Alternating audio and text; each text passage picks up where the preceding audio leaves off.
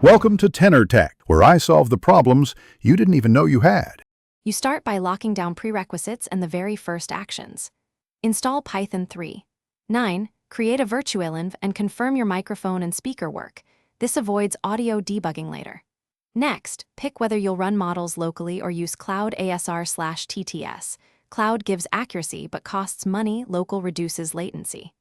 Once chosen, provision hardware, Raspberry Pi or a GPU server, and secure API keys. Make sure to document credentials securely and proceed to scaffold the project.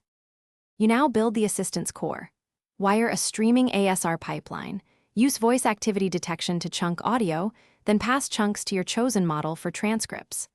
Once text appears, route it to a dialogue manager. Start simple with intent rules, then iterate to an LLM agent with prompt templates for context.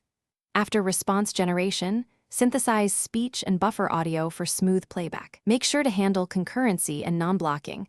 I/O so audio capture and playback never collide.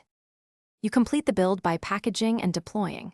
Containerize with Docker, add health checks, and configure secrets securely.